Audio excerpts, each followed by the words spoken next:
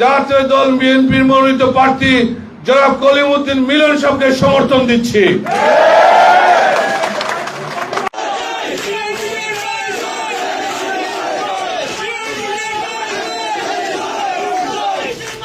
আমি সকলকে অনুরোধ করব, আমাদের মধ্যে যে প্রতিযোগিতা ছিল আমরা সকল ভেদাভেদ ভুলে গিয়ে ঐক্যবদ্ধভাবে আগামী দিনে আমাদের দলের স্বার্থে, দেশের স্বার্থে, আমাদের মানুষের আশা আকাঙ্ক্ষা বাস্তবায়ন করার লক্ষ্যে আগামী দিনে ঐক্যবদ্ধভাবে আমরা দানের শীষে ভোট দিয়ে দানের শীষকে বিজয়ী করবো ইনশাআল্লাহ।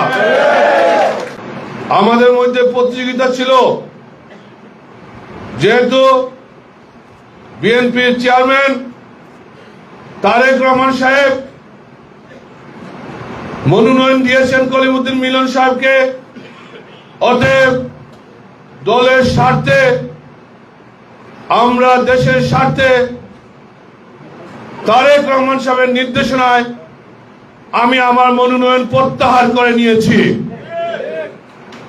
আমরা আগামী দিনে 12ই ফেব্রুয়ারি যে নির্বাচন, সেই নির্বাচনে সকল ঐক্যবদ্ধতা থেকে সকল ষড়যন্ত্র চক্রান্ত মোকাবিলা করে দানের শীষকে বিজয়ী করার লক্ষ্যে আমরা সকল কাজ করব ইনশাআল্লাহ।